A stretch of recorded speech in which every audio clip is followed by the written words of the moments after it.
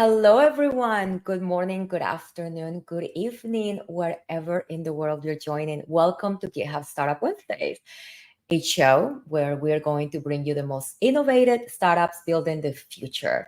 I'm Andrea Griffiths, and welcome to another episode in our monthly series. I've missed you all.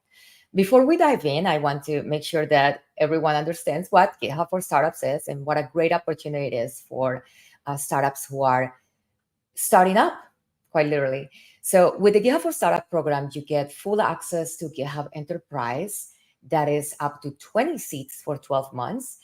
It's going to give you access to the industry's best DevOps platform, letting you build your entire business in one place. Besides that, the credits are cool, but I think the best part of the GitHub for Startups program, it's the tailored product guidance, the personalized onboarding, the office hours. So you get to be a part of a network of founders and entrepreneurs just like yourself. And we share everything from technical best practices, plus you get to see some of the cool things that are happening in the GitHub ecosystem before they're GA. So it's a really great opportunity. You can learn more at gh.io/startups. And it costs absolutely nothing for you to join this program. So go ahead and apply, give it a go. I think you will not regret it. And if you're building a new company or you have an idea of something that you want to build, I suggest you build it on GitHub. Today, I'm super excited to welcome a special guest. This guest comes highly recommended from actually one of the program managers from the GitHub for Startup program. They had an opportunity to watch him speak and met in person and said, we have got to get him into the program. Our guest today is Jason Shen. Jason is a remarkable entrepreneur and thought leader in the tech space.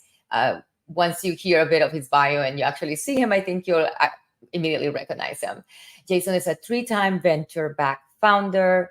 He's had experiences with Y Combinator, with the Alexa Accelerator. He brings deep insights from the startup trenches. Additionally to his startup experience, he's held product leadership positions in big tech companies like Meta, Etsy, and even the Smithsonian. Jason is also the author of The Path to Pivot, which is an essential playbook for founders navigating business transformation. He's a 2-time Stanford graduate and former D1 NCAA national champion. He brings a champion's mindset to everything he does. His insights have been featured in the Wall Street Journal, New York Times, and The Atlantic. And his TED Talk on the future of talent has reached over 5 million viewers. We'll have to find that link and share it as well. Today, Jason's here to share his unique perspective on builder development, focus-centric products, and creating solutions that truly resonate with technical audiences. Jason Shen, thank you so much for accepting this invitation. Welcome to Startup Wednesday. Andrea, thank you so much for having me. It's great to be here. I am so thrilled that you accepted the invitation. And we had a few startups here since we kicked the series back on earlier in the year. And we have conversations with deeply technical founders where we actually see demos of their products. That we have conversations with startups that are at more of a seed stage and they only have an MVP and they're getting ready to push the market.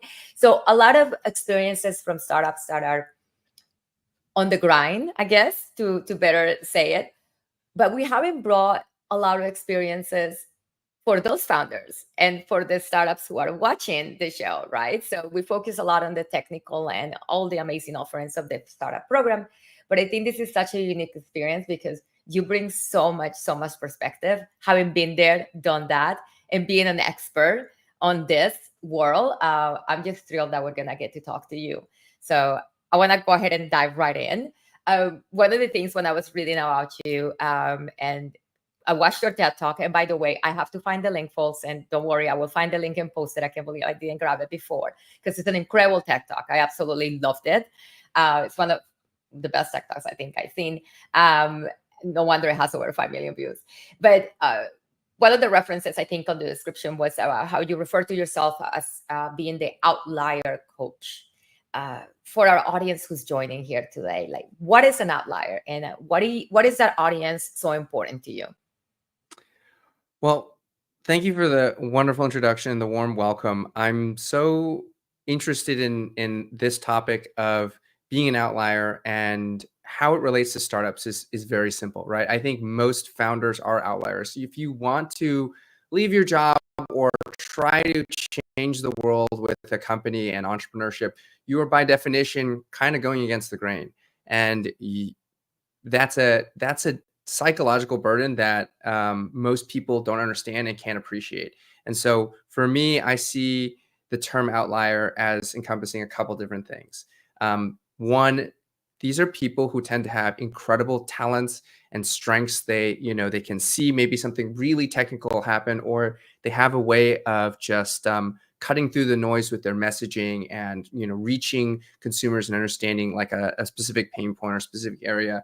But they also struggle with real difficulties, real deficits. The classic technical co-founder who has difficulty speaking, to a group of people or something like that, or just can't follow the rules, just can't stick to the structure that a big company with all their rules, all their regulations, and that creates problems, right? As maybe neurodivergent, maybe an immigrant background. Those are those unique challenges that other people don't get.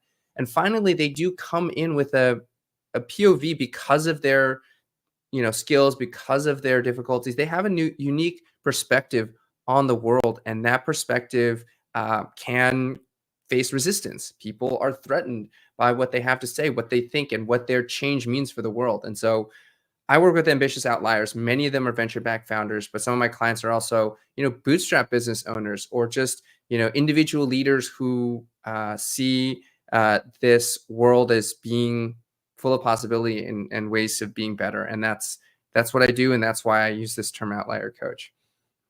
You're an entire package, Jason. You're hitting so many points that just make you like literally the complete package to have a lot of insight on these topics, and how it is such a different point of view being a founder.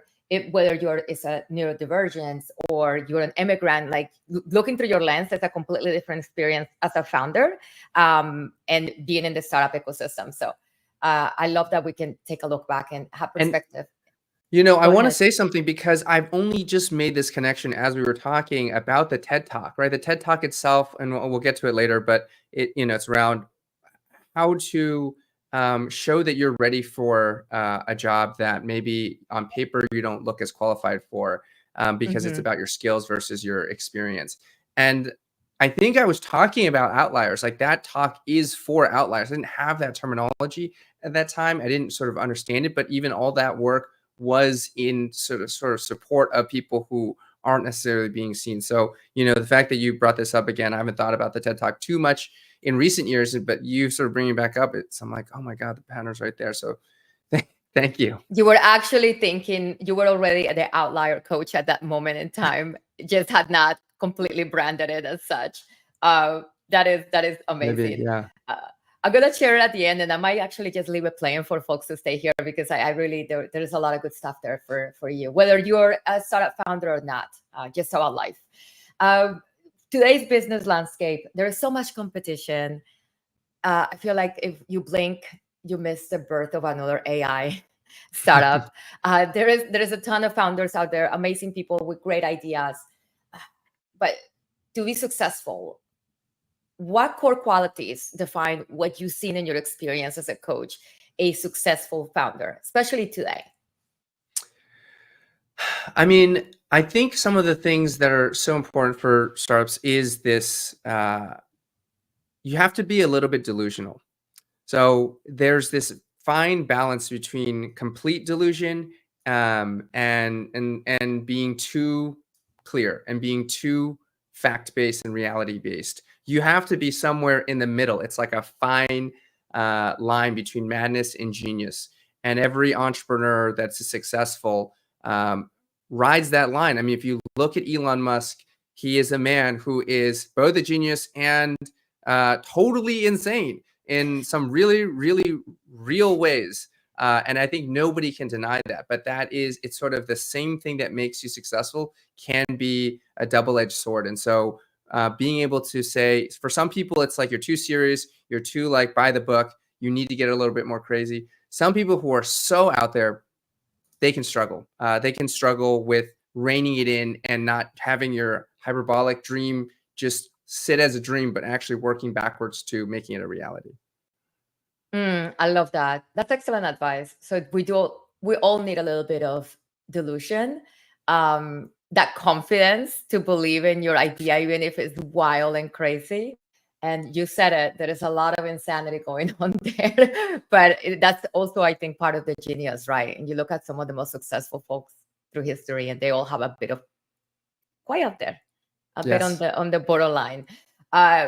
We're talking about like what founder resources, like what can founders use to, get in that founder mode. And there's been a lot of talk about founder mode. There is a lot of talk. I see people talking about Paul Graham's founder mode essay. The memes were aplenty when this was first released and discussed back in April. So from your perspective, what is that? What is founder mode? What did you take from that essay? Like, what can we adopt? Paul Graham, obviously really brilliant guy, has probably looked at and seen the firsthand journey of more startups than probably anybody on the planet. And I remember reading his essays back in the day, working with him during the Y Combinator program in 2011. So I have a tremendous respect for him. And with this essay, though, he kind of left a lot open. He sort of defined this term founder mode. He kind of described it as taking control of your business, not just letting professional managers run the show.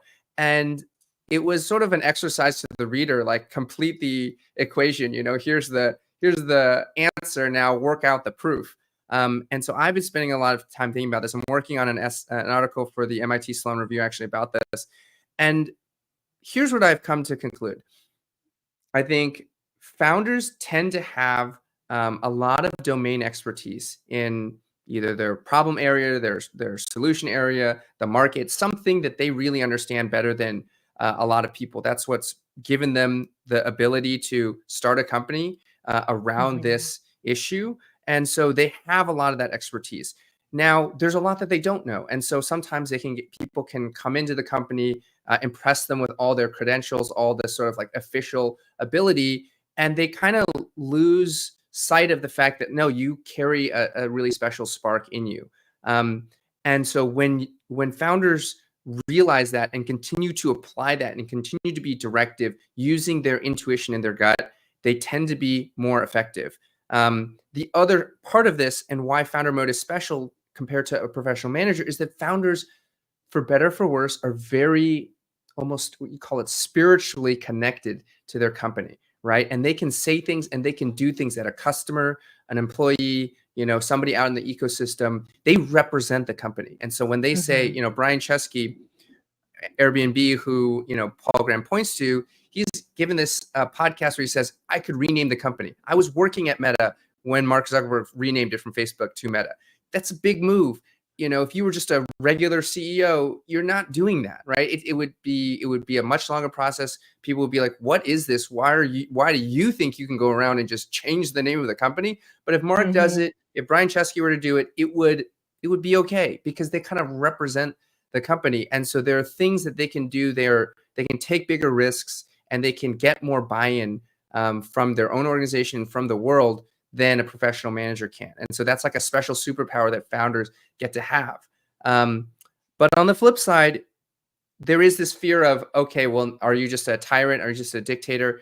One, if you don't care about people and you're just obsessed with, achieving your goals, that can hurt a lot of people. And, that's not going to bode well for you and your business in the long run.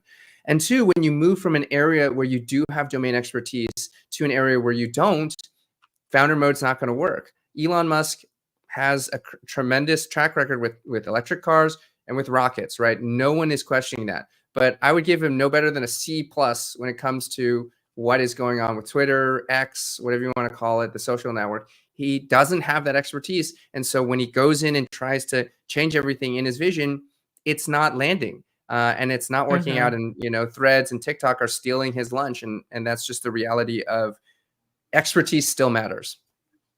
100%. So it doesn't mean stay in your lane. It just means listen to the people, like, right? Surround yourself with the experts. You can still be in founder mode and have people who are advising you for the best. Yeah, I of think the that it works best when you are operating from a place of your strength. And if it's not a place of your strength, you need to take a different approach, right? So there are places and moments when you can kind of engage in founder mode and really take control of the company. And then there are times where you have to say, look, this is not what I know best.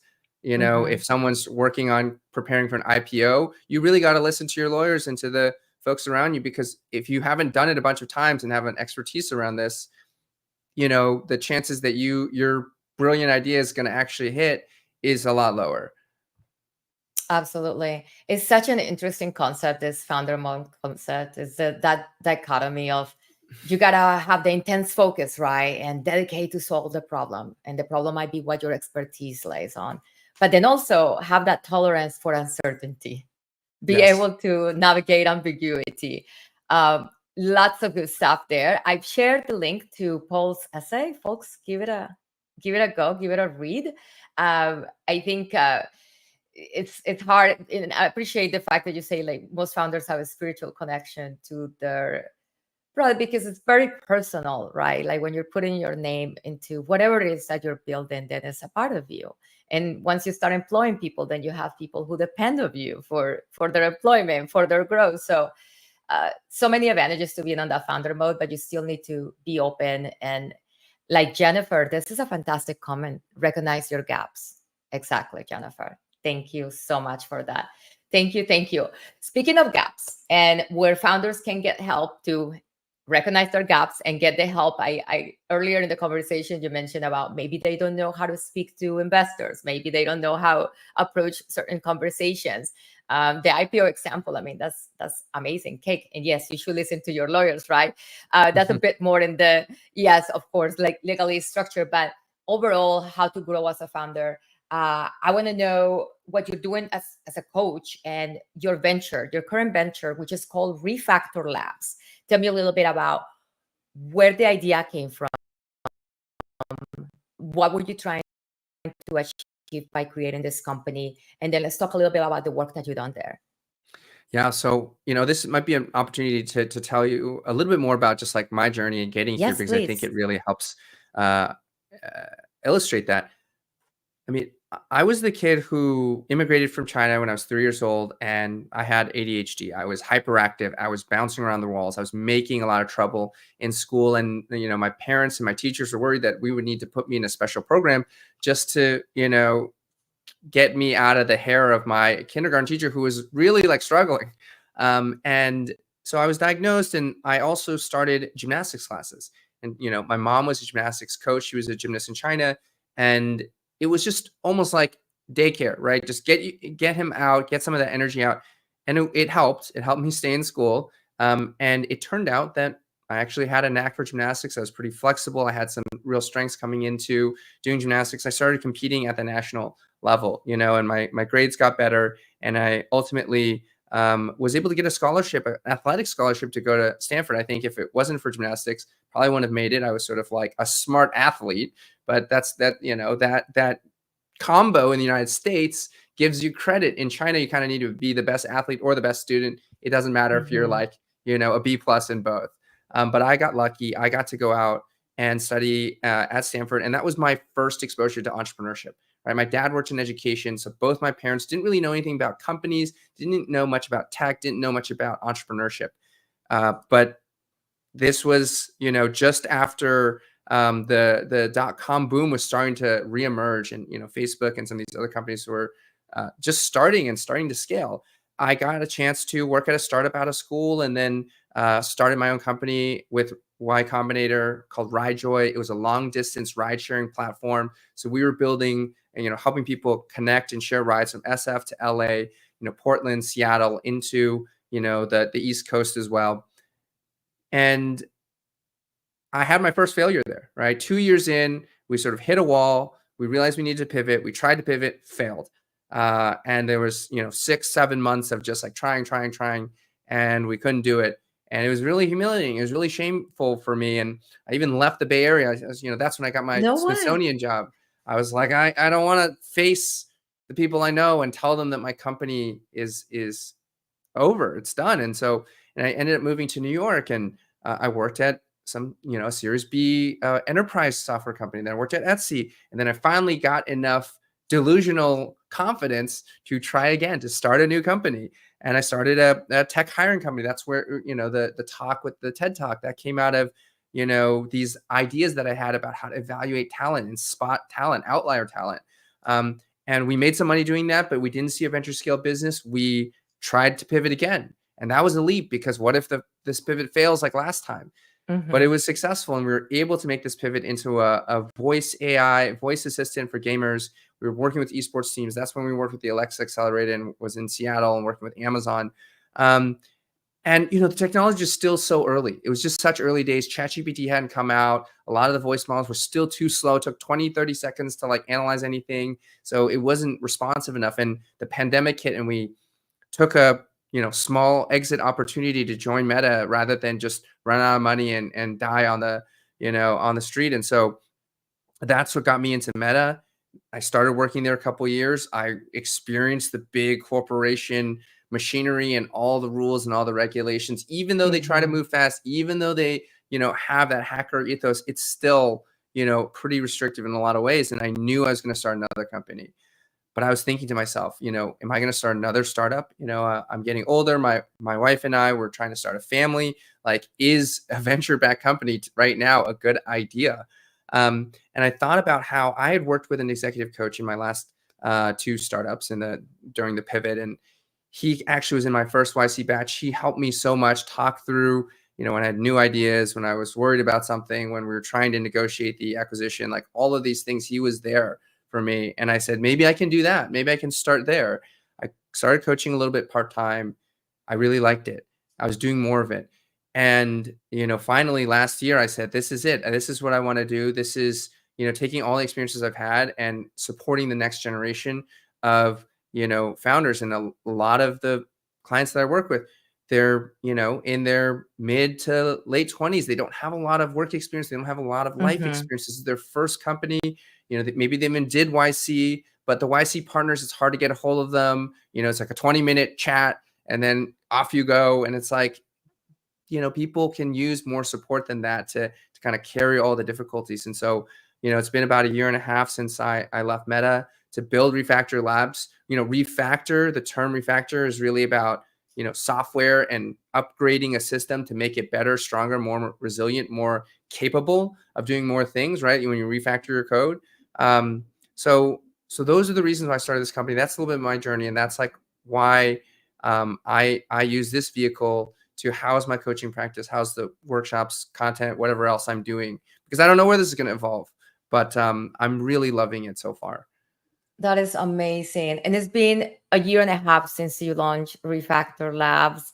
That is such a bold move. I think for the listener or our audience member who's watching now and thinking like leaving a big corporation like that to go on your own, but you had that urge that you're like, yes, even though this is a great place, I want to go build my own thing. Thank you so much for being so candid about sharing your story of that moment in time with the failure. And I can empathize with that embarrassment where you're just like, I just don't want to be seen. I'm quitting tech. I don't want to be seen in the world because Jason, right. I was like, you legit went to another coast. So that's that right. No you can't one, see me. No one would recognize you. But it's also a story of, creating resilience and coming back, right? But I think, and especially for me, this is, and there is a term for it that millennials use, but I can't think of it at the moment. It's like when you spend too much time on something and you got to analyze whether you should quit it or not, right? Like whether the fallacy of time spent or something like that. You have a matrix that you created. It's called the grit, pivot, or quit matrix, right?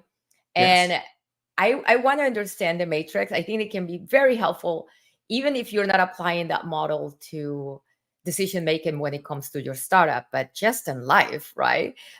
Could you explain to us a little bit about where the matrix came from and how you apply it when you're making your own decisions, right? Like when you're taking decisions about how you're going to pivot. Yeah. So, this grit pivot, grit pivot or quit matrix, and the thing after, which is the sort of align, explore, commit, all come from this book that I wrote called The Path to Pivot.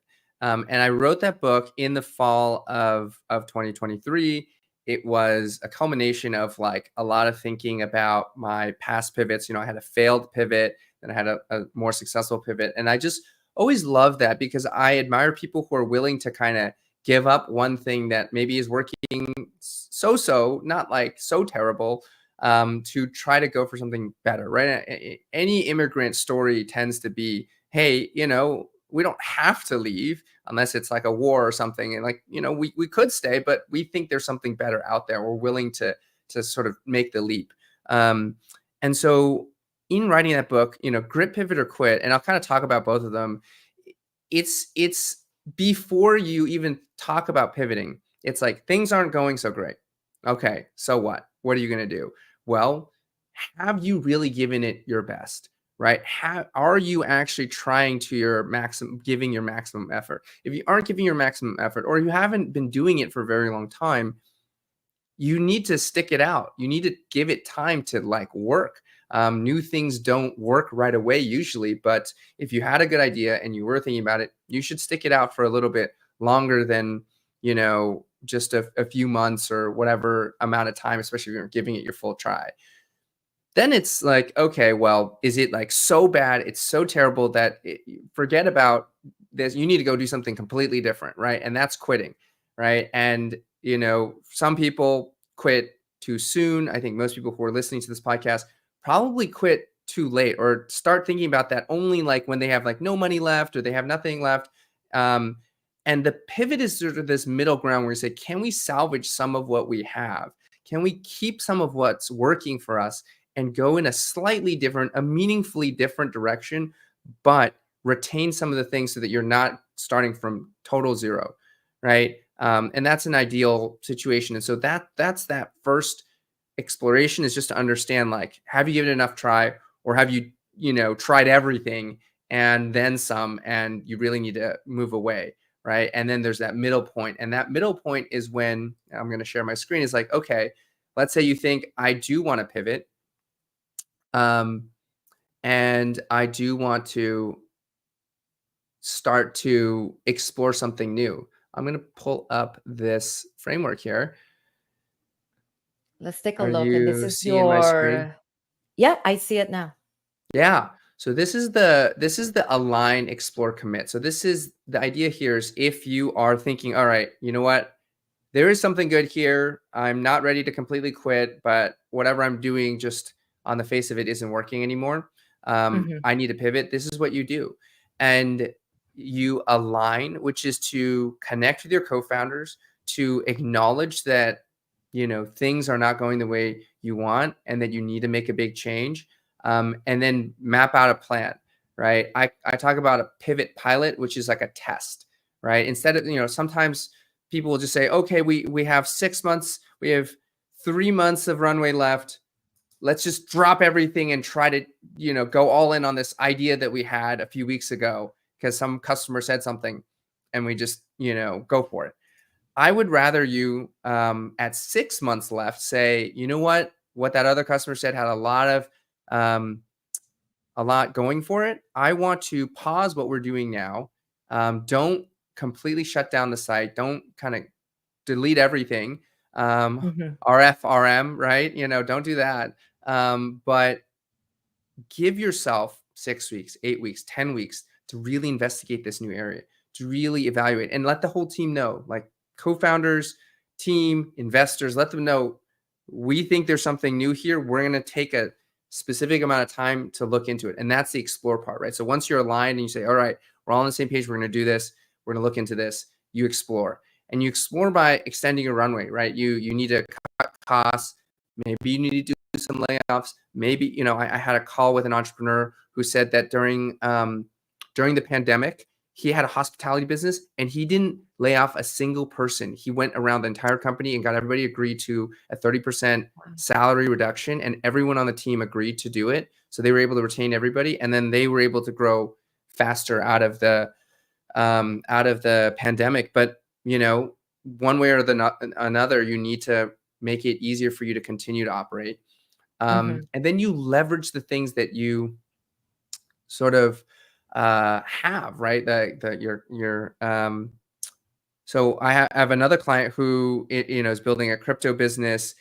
He had his family and his whole background is like in finance and in trading, and so he had a couple different sort of crypto related ideas, but he ultimately found himself super passionate about meme coins. And this is sort of a funny sort of evolution of NFTs, but because of his family background, because of his personal background, because of his deep and genuine interest, that was where he wanted to explore, and that ended up leading to the pivot. And so you spend those 6 to 8 weeks investigating, prototyping, testing, and at the end you really have to face the, okay, do we go back to the old thing, or do we lean into the new thing? Or you could quit altogether, or you could start a new exploration period where you learn something, you want to explore something else, right? So you have some options, but by setting a deadline for yourself ahead of time, you have that honesty of saying, no, let's give it another week. Let's give it you need to like force a time where you sit down with your team and you say, let's look at everything together, make the call. And then the last thing I'll say here, because I've been talking for a little bit here, is owning the story. So many people, I think, are afraid to make big changes because they are afraid to explain themselves. They are afraid of the question like, what did you do that for? And when they think about, oh, I don't know how to answer that, maybe I'm going to look so stupid, I won't have a good answer, then they don't want to make the change. Even if that change is really aligned with their values, really aligned with what they're seeing in the world. We talked about founder expertise. Founder expertise is typically less legible. It's more intuitive. It's more harder to express, right? Because if they had that expertise and everyone could appreciate it, they would have been hired at some company and paid a good amount of money. Right? Entrepreneurship is essentially to say, like, I believe I'm better than the market is willing to pay me for, right? And I'm going to prove it. But it's often intuitive. And so a lot of the lesson, though, isn't to say don't do it because you can't explain it. It's to learn how to tell the story. There are frameworks for telling stories. There are frameworks for communicating pivots. This part wasn't working, but we believed in this other thing. We created these experiments. We see this, opportunity, and we believe, this is worth pursuing, right? Having that story and taking the time to develop that story, and that everybody is singing the same song, creates so much more confidence, so that you go out and you break down the doors and you sort of make the pivot happen. Not only do you believe in it from a like, this is the right thing to do, but you also can start to win new supporters and bring your old supporters along with you, so they're not disappointed. Like, what happened? I thought you were going to do this ride or die, and now you're doing this other thing. No, this is just a natural evolution of what we were doing. Right. And please stick with us as we move to this next thing. So important to have that communication skill. I take it as one of the things that you do at Refactor Labs, right? Like helping founders have those conversations. Yeah. That's right. Helping the founder, helping the company, talk about themselves, talking about their business, and helping, with the pitch, right? Because then you probably go out and raise new money, and you have to have a message for what were you doing before this that led you to what you're doing now. And the truth is, some investors like it when it's a pivot, because it means that you learn something in the real world. It's not just based on like, oh, you were sitting there thinking like this will be a good idea, so let's do it. You were actually doing stuff, and then you hit a wall, but you found a way through the wall that's like kind of over there, a little bit different, but it's based on real life learnings.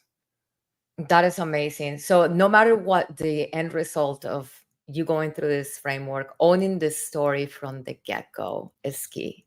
And understanding how to communicate, that's so important. And a pivot is a success story for a lot of companies. There are a lot of great companies that started at something else, like Twitter, Slack, Instagram. I mean, they, just to name a few, right? They just started as a company. I like Slack's story because they were building, was it like a game?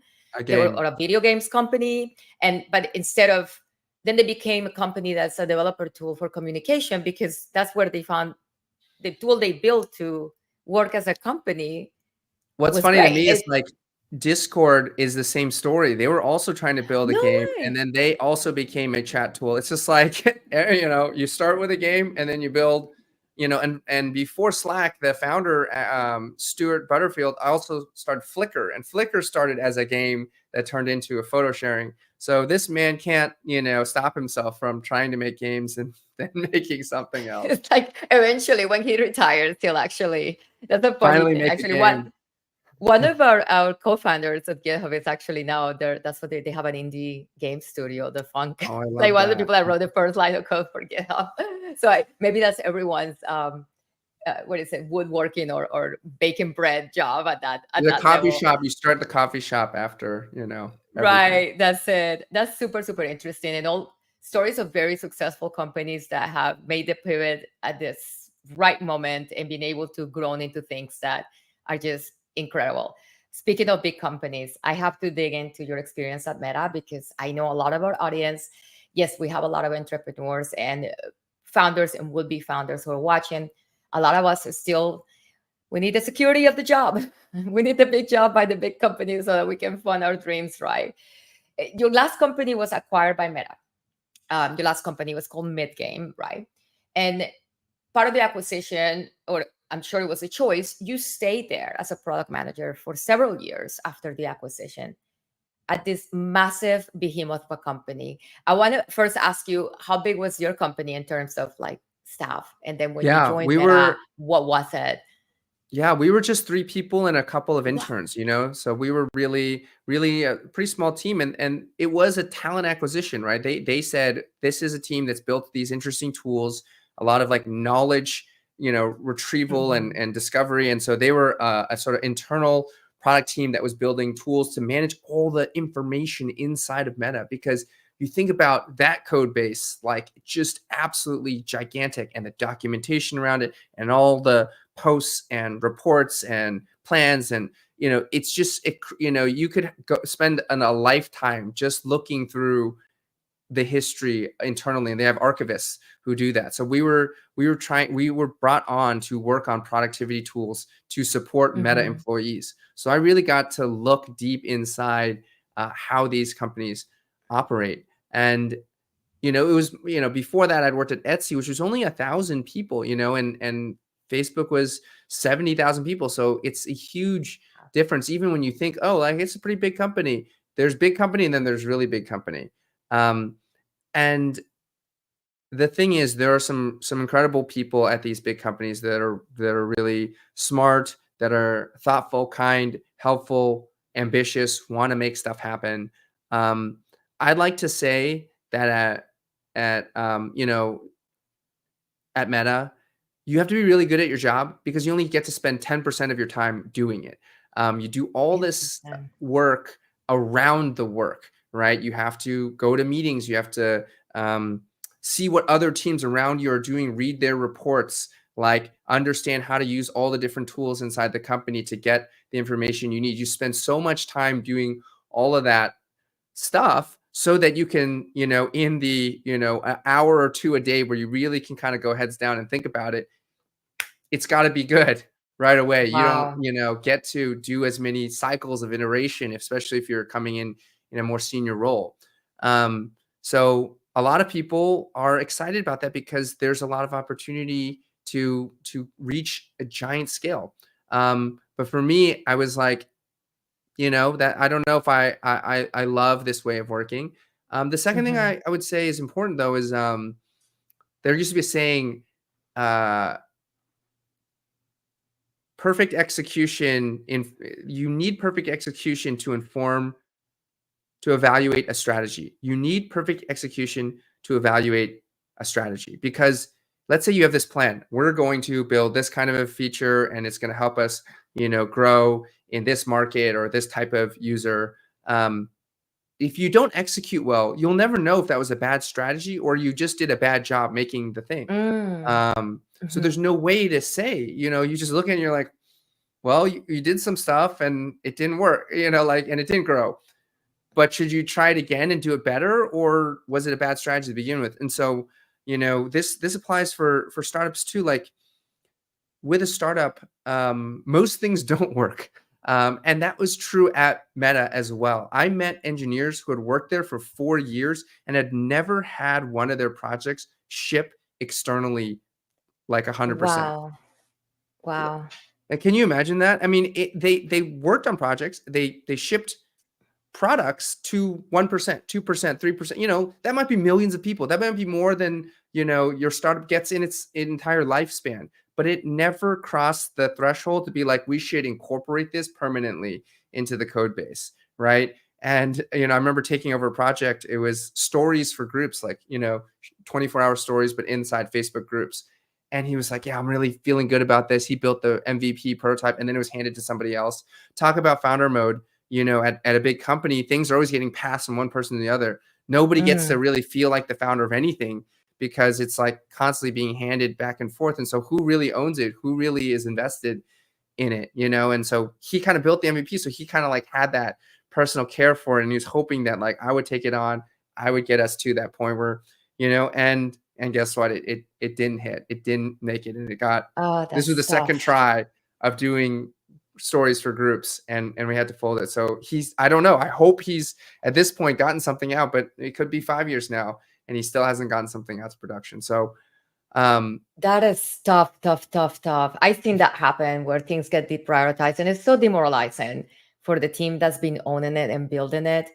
When you think about that experience and you saw how Meta operates, like, what can startups learn from all of this? Like, what can we take from the way that they operate to incorporate into like best practices? Yeah. So, there's always this question, what if so-and-so copies your product? Like maybe today it's AI, right? What if OpenAI does what you're, trying to do with your AI company?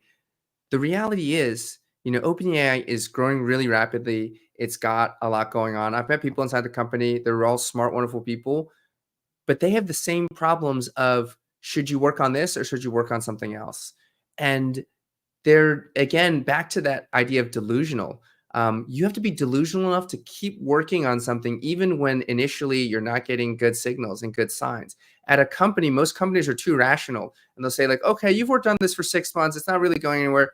Shut it all down, get rid of it. Like, we're going to move on to something else. And I saw that happen at Meta, and I'm sure it's happening at OpenAI and some of these other big AI companies, right?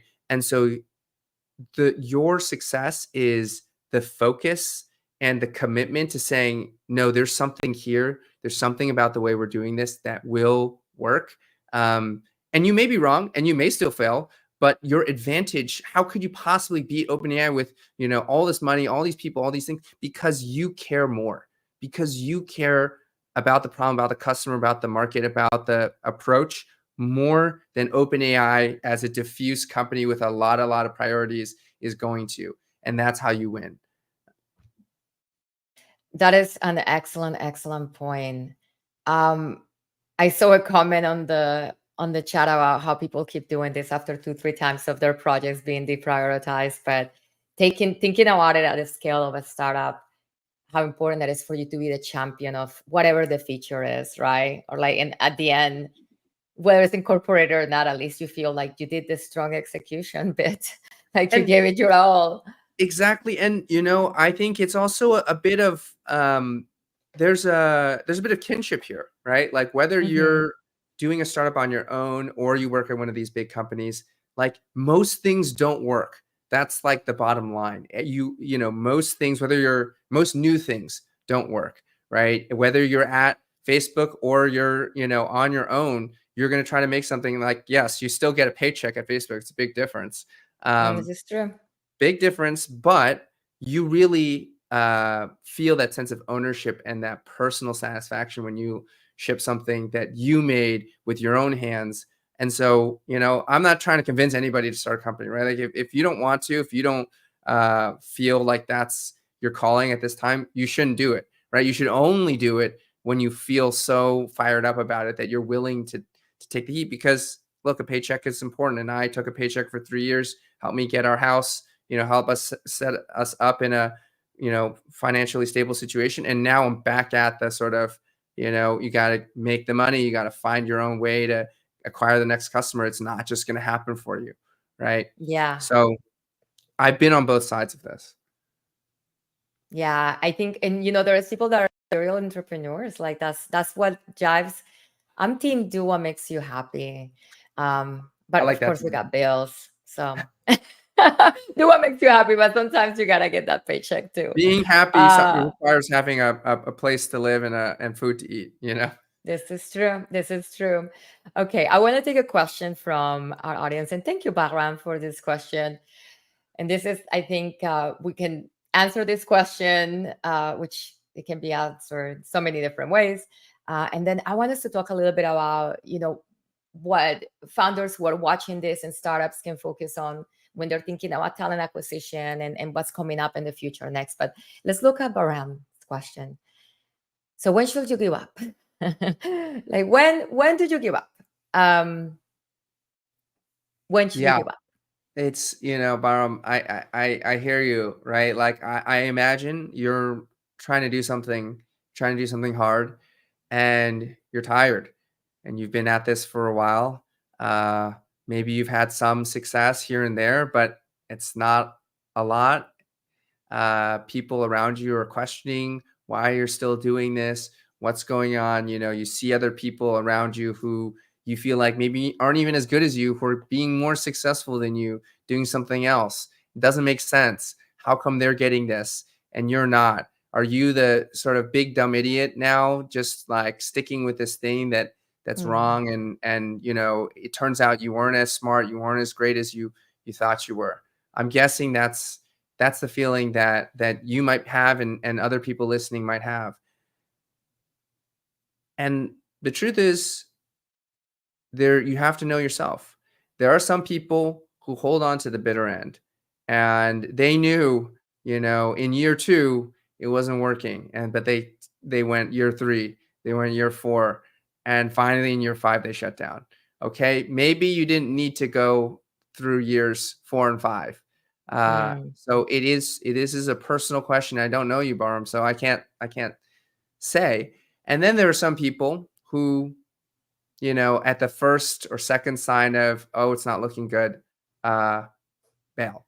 And the truth is, most people who succeed in life are more likely to stick to it too long than not long enough. Because if you didn't stick to it long enough, you wouldn't get anywhere with anything. I have a client who was saying she feels like a loser. She feels like a loser because so many times she's had to try. She's been rejected multiple times for something before she finally gets it, or mhm. she other people seem to get it on the first or second try, and then she's out here making so many attempts before finally something works. And I said, you know what? Most people don't fail that many times because they only do what kind of works on the first try. And if it didn't work on the first try, they just stop and they never do it Mhm. again. Um, and if that's what they didn't want to, if they didn't want to do it anymore, fine. But I hear you're never going to let um, the struggle hold you back from getting what you really want.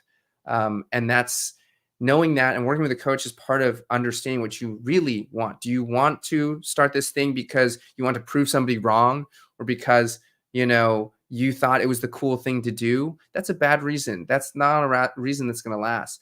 But if you think this is genuinely something that needs to exist in the world, something that feels really right to you, not just in the moment but day in and day out, if you see that it's helping people in a way that wouldn't otherwise happen, then you keep going, right? And you pivot and Mm. you try something different. You don't give up, but you shift and you make a change. You stop doing part of it, or you lean into some other part of it, and you keep going. That is excellent advice. A lot about having self-awareness. Uh, Go back if you're watching this post recording. Go back to that align, explore, commit framework. I think that's such a powerful slide. And to make big decisions, giving yourself those deadlines and having that keen self-awareness is so important. And I love it that we're having this conversation, because I think a lot of people who are very successful, first of all, comparison is the thief of joy, 100%. Yes. But a lot of folks only share their big moments, right? Like very little people actually go on Twitter and say, oh yeah, my boss told me that sucks and the idea is now scrap. Or, oh, I thought I was executing this feature to a certain level, and then my senior manager came and said that's absolutely garbage. So nobody really shares their failures as much. So when you see people, you think, oh, they're an overnight success. This must have been the first thing they came up with, and now they're multimillionaires. They're IPOing, their companies getting acquired. And oftentimes behind those big successes, there's a ton of failures. so many, but we just don't talk about them. No. So And I'll tell you shout out too, to right? resilience. Yeah. Yeah, I'll tell you two right here. One is that I've never had a direct promotion. I have never gone from X to senior X or manager to director. I've never had a direct promotion. Maybe I got hired into a different role that was more senior, but it's never happened inside the company. And part of me still feels like, oh, what's wrong? Why don't people see that I have something to offer? Was I lazy? Did I offend somebody that I didn't understand? Did I not stick it out long enough? I don't know, but that's the reality, right? That's my career.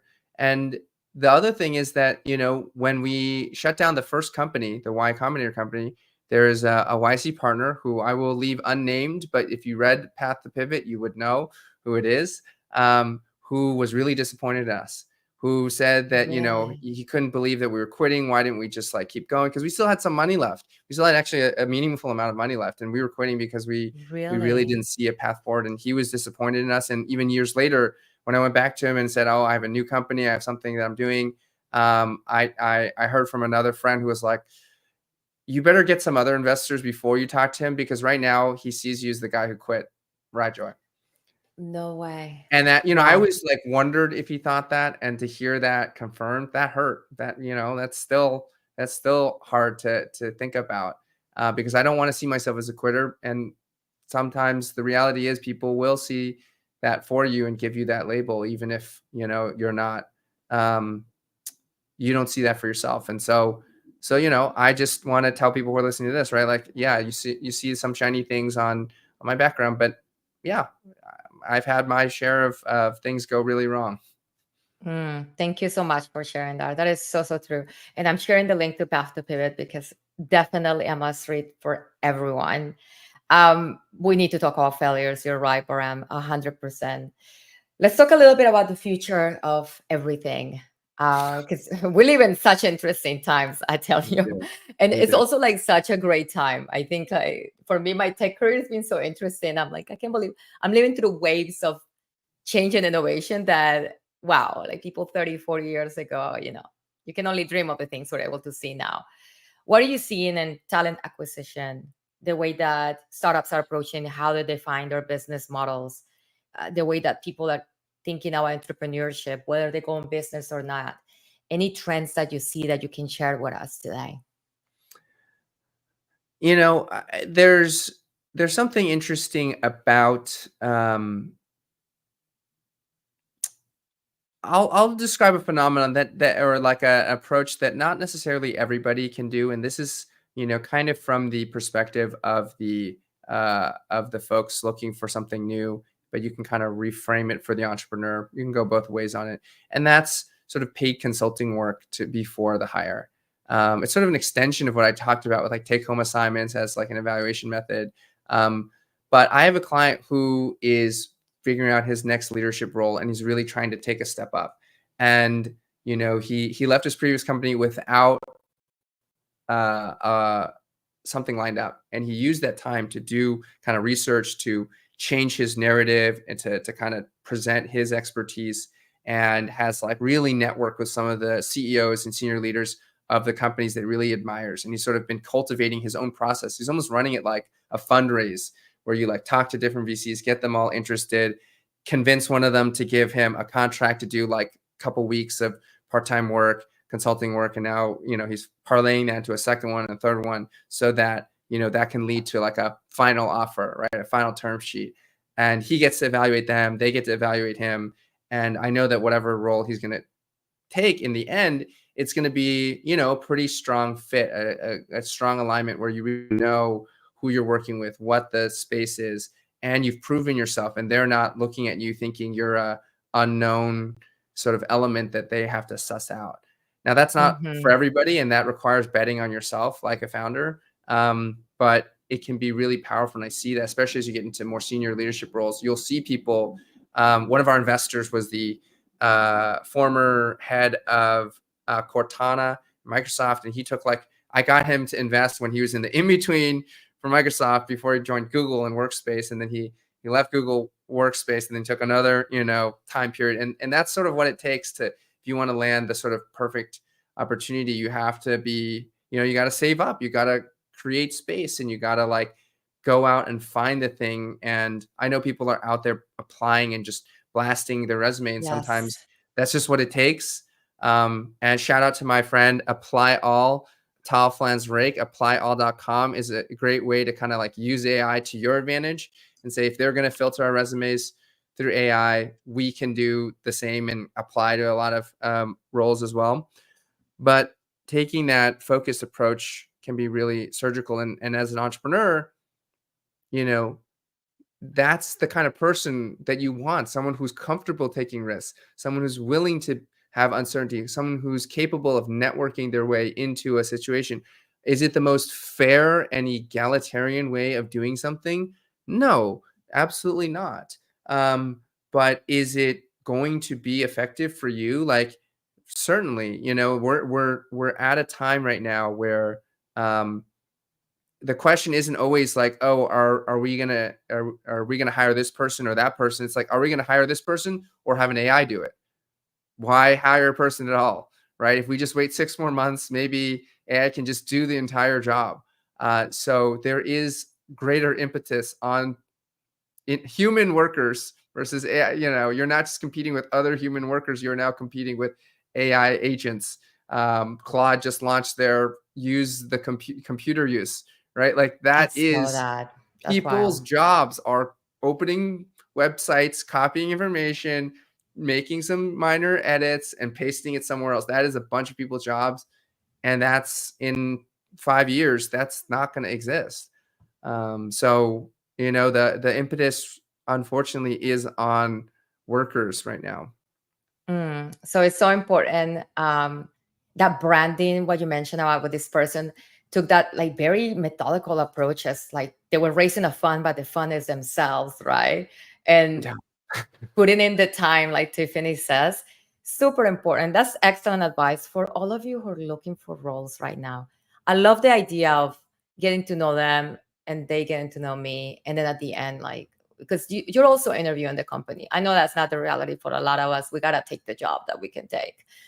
But if you are in a position where you can take the time and find it's just so much more satisfying. And then at the end, you end up with a role that's a much better fit. You're much more likely to be set up for success. Jason, this has been great. You have to come back, please. Andrea, well, like you've seen so much yourself. I'm kind of to turn the tables on you. Like, what are you most excited about from the next couple of years? Like, what you look forward as someone who's been an engineer and a technical leader in so many different industries and markets. Oh, I love that. This has never happened before. Turn the tables. I love that. Following the narrative, there is a lot of jobs that are going to be replaced, right? There's a lot of things that AI is optimizing for. I think reduction in workforce shouldn't be one of those unless that reduction improves the human condition in some form. Like the meme says, I want AI to be finding cancer at early stages and not like creating a piece of art that a designer could have created for me. Tackling those important questions and problems, I think that's the most exciting. I think there's enough people in tech now that see the upside of applying the technologies in a responsible, ethical way and really looking at how can we grow humanity, not go backwards. How can we actually create more jobs? How can we use this for the betterment of all? That's one part. I'm still optimistic. Maybe I'm too delusional myself, but I'm still very, very optimistic that there is enough good agents that are working in these problems and trying to apply AI solutions to real big problems that can make an impact. So I'm excited that I get a front seat working at a company like GitHub. We have our big conference coming up in next week. And the announcements that are going to come out, some of the things that will be announced, I feel can have that impact. I feel like they're going to improve people's lives. And I know it sounds cheesy as heck, y'all, but I wouldn't be here unless I believed in that. Like we're able to impact how quality of life for people. That's super important. So exciting to see how technology takes an approach less into the let's replace, cost reduct, and make more money for the board, and more into the let's actually impact humanity by applying these technologies in a way that makes sense. Cool to have that from Rosit. cool to see how now everything is so accessible. Like I think about, I'm an immigrant myself, and like I didn't have a computer growing up. My kids have had, I mean, they're 11, soon to be 12 and 8, and they're like on their third computer. They all have the power of devices in the palm of their hands. That, to me, a dream. You kidding me? My first device was a pager. Do the math, people. So Yeah. it's amazing the access that the youth have, and the fact that I do see a trend changing. That's another thing I'm excited about. That I do see new generations coming into tech and really valuing their mental health and their well-being, and thinking about their families, and not being so much in that grind and die stage that plague created a lot of amazing things, but also plagued so many people for so long. So it's cool. I think we're in a cool time. Yeah. Lots of good things to come. I I love what you were saying, Andrea, about, the, ethical applications. And I think that there's been enough conversation about this that, like, I think 10, 20 years ago, it was just like, tech is great. Tech will change the world. Just apply the tech and everything is going to be, golden. And now it's a real understanding that, like, it doesn't automatically happen. Hmm. You invent a car, you end up having to invent car seats and seat belts and airbags, right? And those always trail. Those always trail, right? Like, we didn't have the seatbelt right away. You didn't have the airbag until Mm-mm. later. All of these things. And so technology always kind of leaps ahead, and then some people use it, and it does cause harm. But the thoughtful, ethical people follow on and say, here's what we're going to do to fix that. And so let's try to be more of aware as we're building the future, to make sure it's a safe one too. Oh, absolutely. Absolutely. And shout out to all of you future entrepreneurs that have those amazing ideas. And if you're watching this and you decide to go for it, and it's a cool idea that can benefit from the GitHub for Startup program, need you some coaching, go see Jason. But definitely, just like, it's a really interesting, like, pivotal moment in time, honestly. And we all like, such a fortunate time to be in tech. It really is. It's scary time, and I know that change is usually that way, but it's Well, interesting. In 20 years, we're not even going to be talking about this, how we had to take all these things into consideration. And I know it's going to be so ingrained into, it's always been that way. No more pagers. No more there's pagers for there any, will always unless you be got the pager. there will always be that thing where you'll laugh at whatever it is. It's like, oh, did you know we had to text people by hand? It didn't just I didn't just think something and it just sent you a message. Like, I had to use my own fingers and press on the keyboard to do I it. mean, the suffering of us. This is so true, though, Jason. Jason, this has been delightful. Thank you so much for coming on. I'm sorry I kept you. I'm getting really bad at this, friends. But usually, you folks bring me such amazing conversations. I'm like, we gotta talk it out. But it's wonderful to have you here. Are you gonna be going somewhere next? I share the newsletter, so folks, please subscribe to the Outlier um, newsletter. Follow Jason on YouTube. Follow Jason on Twitter. Go take a look at that TED Talk. Are you gonna be somewhere? Anything else that you like to share? No, I mean, I think right now I'm just really having fun with writing, and I sort of, I've been writing for my newsletter for a number of years, and right now I'm kind of on this, like, really good groove where I take my coaching client sessions and I turn them into something that I think would be valuable. So I'm sort of writing for my clients, and if you see that, if you're an entrepreneur, you're an outlier, and you connect with that, you're gonna really enjoy the pieces. Like, I write about finding conviction, facing doubt, going to conferences, writing a book, all ADHD, all of that good stuff. So I think that's where I'm going to be for the foreseeable future.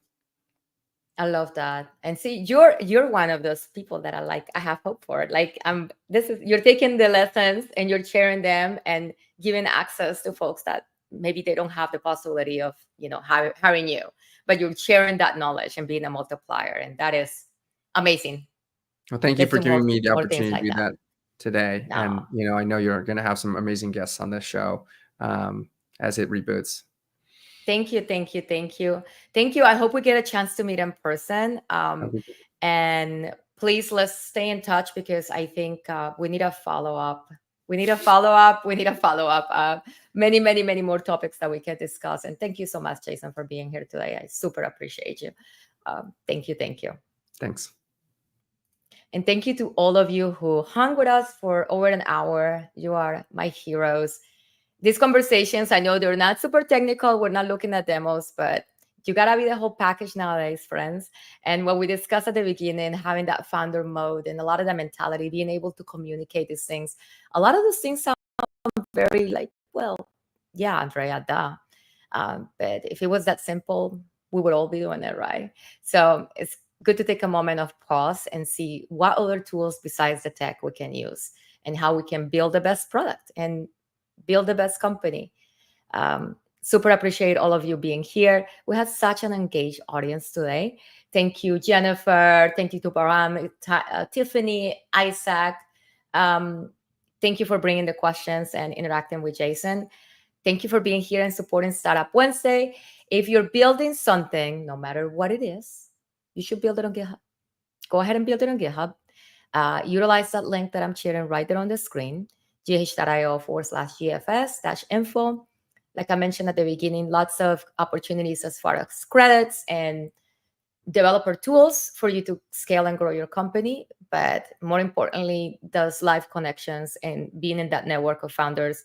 The PM actually who recommended Jason and suggested the invitation is had an exit themselves. So, you're going to be in good company, in the company of entrepreneurs that have been there, done that. Join the program. It's completely free. And I see nothing but upside for all of you. If you're thinking about starting something, build it on GitHub. Thank you for being here today. I hope to see some or all of you next week at GitHub Universe. Don't forget, if you can't make it in person, it is a virtual. I think we're going to stream the keynotes and some of the sessions. You don't want to miss our CEO's Thomas Duncan's keynote, because the announcers are going to be aplenty and they're going to be really, really impactful. I think whether you're a developer or not, the things you're going to see, they're going to be cool. We'll have to come back and do our best stuff, because I'm busting at the seams to tell y'all some of it, but I can't. So I hope that you join the virtual experience if you can make it in person. If you can make it in person, I hope to see you there. If you see me, please say hi. I know sometimes I look like I don't want to say hi, but it's just my face and the ADHD. Come and say hi. I do want to say hi to you. Okay. I'll see you next week at Universe. Congratulations to Brian from Nextera Energy, who was the winner of our sweepstake giveaway ticket. Can't wait to meet you next week. Super pumped that it worked out. Appreciate you all. Take care and take the rest of the day off. Just like that. We can do it.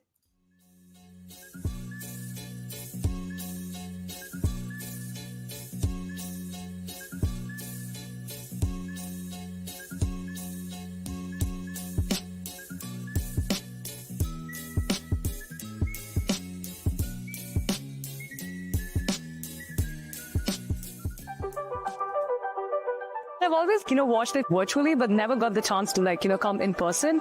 And I actually took the chance and, applied to speak here. And I was invited to be part of the panel discussion today. So it was really amazing to, actually come here to experience all of this. I think GitHub Universe does have this very casual feel to it, and presenting on the main stage, there's definitely this I'm just talking to developers about this cool thing that I get to work on every day. It's a very different conference feeling than a lot of other places I've presented. It's a super welcoming conference and really has a community feel to it, which is amazing. I'm very grateful for having the opportunity to actually speak here at GitHub Universe. So Kevin went through the keynotes. It was an exciting keynote. And I also delivered my session, so I'm looking forward to exploring what the new sessions are going to deliver and what things I can learn. As a speakers, we are really impressed by the coaching, and the content. The whole organization. I've spoken at many conferences at this point, and most of them are more corporate-driven and quite a bit larger and quite a bit just louder, frankly. But here, I've made friends with many people. Everyone feels approachable, and I feel approachable too, and I've really enjoyed that experience so far.